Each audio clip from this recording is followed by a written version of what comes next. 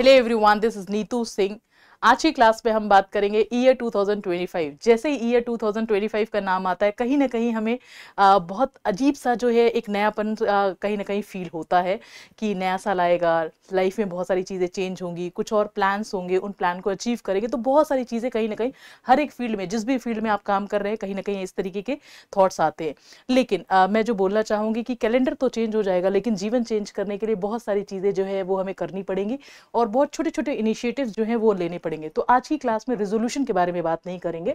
आज की क्लास में कुछ बहुत इंपॉर्टेंट चीज़ें हैं, ज़रा उन पर मैं डिस्कशन करना चाहती हूँ। और ये जो वीडियो मैंने बनाई है, ये उन बच्चों के लिए मैंने बनाई है जो कॉम्पिटिटिव एग्जाम की प्रिपरेशन जो है वो कर रहे हैं।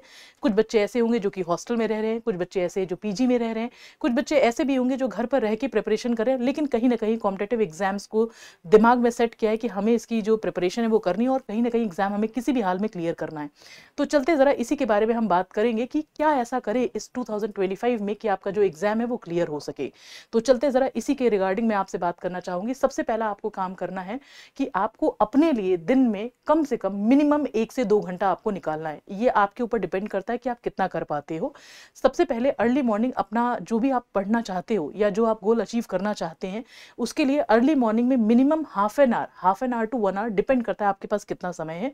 हाफ एन आवर तो आपके पास होना ही चाहिए कि आज पूरे दिन भर में मुझे क्या क्या चीज़ें काम करनी है या मेरा क्या ऑब्जेक्टिव है ना। तो या तो आप उसको ट्रैकर पे आप लिखिए, या एक अपने पास आप डायरी हो जिसमें आप नोट डाउन कर सकते हैं। आप डायरी ऐसा मत लिखिएगा कि कोई और उसको देख ले और उसको पढ़ ले, ऐसे ही लिखिएगा जो आप ही समझ सकते हैं, है ना। तो आपका जो गोल है ना कि वो आप कहीं ना कहीं आप नोट डाउन करें। ट्रैकर के लिए आप, जैसे मैंने भी आपको बताया उसमें आप नोट डाउन करिए, सेल्फ एनालिसिस करिए कि आज मैंने जो है मेरा क्या गोल है और मुझे क्या क्या चीज़ें मुझे अचीव करनी और मुझे किस हिसाब से चलना है। तो यानी एक रोड मैप भी होना चाहिए।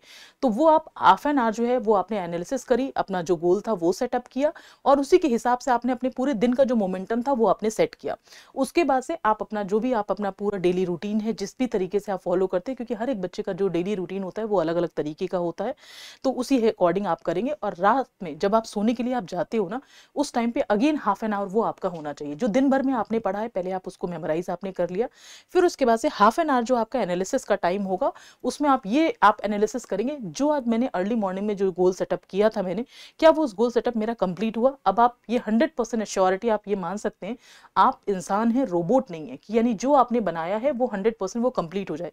यही गलती होती है न्यू ईयर रेजोल्यूशन में, हम बना लेते हैं ऐसा गोल जो हम अचीव नहीं कर सकते और फिर लास्ट में डिसअपॉइंटमेंट होती है और वो कहीं ना कहीं जो है आगे चलते चलते वो कहीं ना कहीं गायब ही हो जाता है। तो ऐसा काम नहीं करना है, ये मान के चलना है कि हम इंसान हैं, हम रोबोट नहीं है। 100% हमने जो गोल लिखा है वो अचीव तो नहीं हो रहा है, लेकिन एटलीस्ट कम से कम 70, 80, 90% वहां तक पहुंच तो पा रहे, स्ट्रीमलाइन तो है। तो एटलीस्ट कम से कम उसमें कोशिश तो करेंगे हम, ताकि हम अपने तरफ से, आप जितना भी एफर्ट कर रहे हो, हम ये मान के चलते हैं 100% अचीव नहीं होगा, लेकिन एटलीस्ट कम से कम 90-95% तक पहुंचा तो जा सकता है।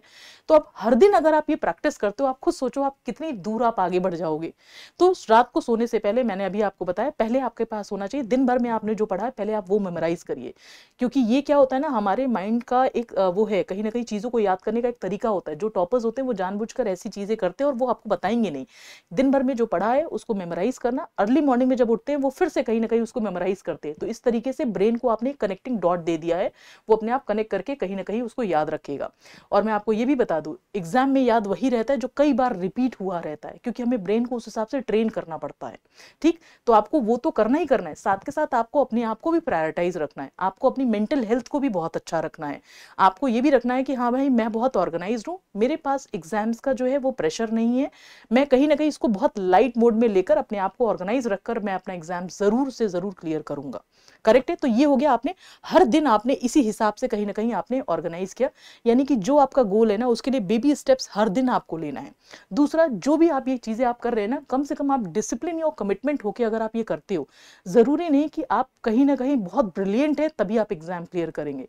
अगर आप ब्रिलियंट नहीं भी हैं, एवरेज भी है, और कहीं ना कहीं आप कमिटमेंट और डेली कमिटमेंट के साथ में, डिसिप्लिन के साथ में अगर आप करते हो ना, तो भी आप एग्जाम आप आराम से क्रैक कर सकते हैं। इसके अलावा कुछ और पॉइंटर्स पे मैं बात करना चाहूंगी। जैसा मैंने अभी आपको बताया था, कई बार आपने देखा होगा, कहीं ना कहीं ये हमें देखने के लिए मिलता है कि जो फ्यूचर है ना वो डिपेंड करता है हमारे डेली रूटीन पर। तो अपनी डेली रूटीन पर आप ये देखिए कौन कौन सा ऐसा टाइम है जो आपका टाइम ड्रेन करता है। सबसे पहली चीज तो, एक आजकल जो सोशल नेटवर्किंग साइट पे अगर आप देखेंगे तो वो आप टाइम जो है ना वो आपके ऊपर डिपेंड करता है, किस तरीके से आप उसमें से ना सिर्फ अच्छे पॉइंटर्स हैं। जब आपने पूरा आपका दिन काम का हो गया, जो भी आपने प्रायोरिटाइज किया था, आपने काम किया, उसके बाद से आप ये देखिए कि मेरे पास में 15 मिनट, 20 मिनट, आधा घंटा, अब ये भी नहीं कह सकते कि आप बिल्कुल से 100% उसको आप हटा ही दो, लेकिन जब आपका फोकस इतना ज्यादा हो जाएगा आपके काम पर, आपके गोल पर, और आपका मतलब आपकी जो सोच है ना, थॉट प्रोसेस, जब इतना कमिटेड आप हो जाओगे अपने काम के लिए, आप कहीं ना कहीं आपका जो अटेंशन है वो उसकी तरफ, आपके गोल की तरफ ज्यादा हो जाएगा, उधर की तरफ अटेंशन कम हो जाएगा। करेक्ट है। वहां से आप देखोगे धीरे धीरे धीरे धीरे वो टाइम बहुत रिड्यूस होगा और आपके पास टाइम बचेगा ही नहीं, या बहुत कम सा टाइम होगा कि हाँ देख लिया, अच्छा क्या क्या चल रहा है सोशल नेटवर्क की साइट पर, अच्छा ठीक है देख लिया मैंने, और उसके बाद तुरंत स्विच कर जाए। तो ये आपको थोड़ा थोड़ा प्रैक्टिस करना पड़ेगा। रील का अगर आप देखोगे तो बहुत टाइम कंज्यूमिंग है और बहुत एनर्जी ड्रेन करता है। जो आप टाइम कहीं और यूटिलाइज कर सकते उसको भी जितना हद से हद आप वो कहीं ना कहीं आप रिड्यूस कर सकते हो आप करो। और ये सिर्फ जो गेम है ना वो आपका माइंड गेम है, यानी कि आपने अपनी एनर्जी को किधर की साइड आप फोकस कर रहे हो वही चीज आपके दिमाग में बार बार घूमेगी। और अगर आपने अपने गोल को, अगर आपने इस तरीके से लिया है कि नहीं मुझे ये अचीव करना है और मैंने क्या क्या अभी तक कर लिया और मुझे और कितना काम करना पड़ेगा, उधर की साइड अगर आप अपनी एनर्जी शिफ्ट करते हैं तो कहीं ना कहीं मुझे लगता है आप अपना काफी कुछ टाइम जो है वो आप बचा पाएंगे। स्पेशली नेक्स्ट पॉइंट पर अगर मैं बात करूंगी तो कहीं ना कहीं किसी और के बारे में गॉसिपिंग से जितना हो सकता है उतना बचे। कोई कर भी रहा है तो वहां से आप हट जाएं। आपको फोकस करना है सिर्फ पॉजिटिव चीजों पर, क्योंकि अगर दूसरे जो बातें कर रहे हैं अगर हम वो भी काम करने लगेंगे तो वो क्या करेंगे, है ना। तो हमें अपना फोकस करना है कि हमें अपना जो गोल है, हमें कहाँ पहुंचना है, हमें उस पर ही फोकस करना है। और उस प्रोसेस में हम कहाँ कितनी दूर तक पहुंच पाए हैं और क्या ऐसा काम करेंगे कि इसमें हम और कहीं ना कहीं और नजदीक पहुंच पाएंगे, उस अकॉर्डिंग आपको अपने आप को अलाइन कहीं ना कहीं रखना है। करेक्ट है। और जैसा मैंने अभी आपको बताया था कि अर्ली मॉर्निंग से जो रूटीन है वो सारी चीजें आपके स्टार्ट हो जाती है। इसके अलावा एक और चैलेंज मैंने देखा है, जब आप कॉम्पिटेटिव एग्जाम की आप प्रिपरेशन करते हैं, कई बार आता है कि अच्छा ये भी पढ़ना है, ये भी पढ़ना है, ये भी पढ़ना है, ये कैसे करेंगे। आप प्रायोरिटाइज करिए कौन सा सब्जेक्ट ऐसा है जिसमें आपको लगता है कि आपको ना बहुत ज्यादा आपको पढ़ के बहुत अच्छा सा फील होता है, तो उन सब्जेक्ट को आप पहले कर सकते हैं। जब आप वो सब्जेक्ट आप पढ़ लोगे और आपको कॉन्फिडेंस आ जाएगा कि यार ये वाला सब्जेक्ट तो मुझे बहुत अच्छा लगता है, इसमें से ये पॉइंटर्स आ गए, उसके बाद आप ऐसा सब्जेक्ट आप उठाओ जिसमें आपको थोड़ा सा डर लग रहा है या फिर ऐसा लग रहा है यार थोड़ा टफ सा होगा, उसको आप करोगे तो वो पॉजिटिव एनर्जी आप उस वाले सब्जेक्ट में आप यूटिलाइज कर लो। इस तरीके से आप काम कर सकते हो। और जो भी आप पढ़ रहे हो ना उनको कीवर्ड फॉर्म में कहीं ना कहीं छोटा छोटा कीवर्ड फॉर्म में आप उसको लिखोगे तो आपको ना जो भी चैप्टर की जो समरी होगी वो आपको कहीं ना कहीं कंपाइल करने में आसान हो जाएगा और वो आपको रिवीजन नोट्स में भी कहीं ना कहीं काफी कुछ आपको हेल्प करेगा। तो क्या करना है, प्रायोरिटाइज करना है आपको अपने काम के लिए। इसके अलावा अगर आप देखेंगे, अगर आपको थोड़ा सा भी टाइम अगर मिल पाता, आई नो कि आपके पास टाइम, हर एक टाइम आपने अपना बचा रखा होगा कि मैं इस पेपर के लिए दूंगा, इस एग्जाम के लिए दूंगा, ये सब्जेक्ट होगा। वर्कआउट के लिए अगर आपको टाइम मिल जाता है ना तो वो बहुत अच्छा है, क्योंकि उससे ना डिसिप्लिन आता है। जिम जाना है, दौड़ने जाना है या कुछ भी करना है, कुछ भी एक्सरसाइज जो भी आप करते हैं, अगर आप वर्कआउट करते हो तो वो डिसिप्लिन होता है कि नहीं यार मुझे ये काम करना है। आपका ब्रेन जो है वो कहीं ना कहीं उसी हिसाब से सिस्टमैटिक आपको अलाइन रखता है। तो ये बहुत हेल्प करता है आपके पॉजिटिव एटीट्यूड और डिसिप्लिन की तरफ कमिटमेंट के लिए।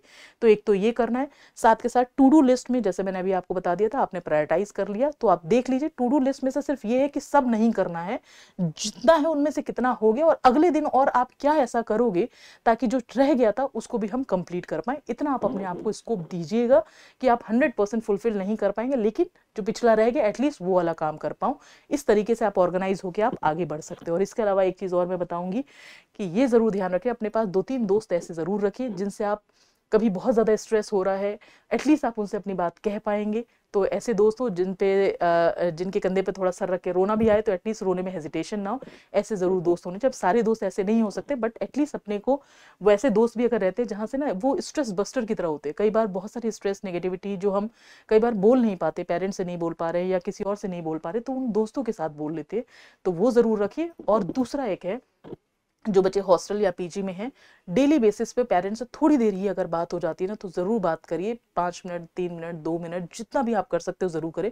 उससे कनेक्शन फील होता है, उसे लगता है कि हम जिस एम के लिए अपने घर से निकल के हम बाहर आए हैं उस एम में हम कहाँ तक पहुँच पाएँ, और कहीं ना कहीं दिमाग से नेगेटिविटी हटती है, स्ट्रेस हटता है, बहुत कनेक्ट फील होता है। और अगर 3-4 महीने में कभी मौका लगे तो मिल के ही चले आइए, चाहे जैसे भी मिल के चले आइए, वहाँ से भी आपको बहुत पॉजिटिविटी देखने के लिए मिलेगी। तो ये था तो हमारे 2025 के लिए बहुत छोटी छोटी चीज़ें हैं, लेकिन बहुत कहीं ना कहीं बहुत मदद करेगा आपको अपने एग्जाम्स को क्लियर करने में, अपने गोल को अचीव करने के लिए। तो मिलते हैं आपसे अपनी नेक्स्ट वीडियो में। Thank you.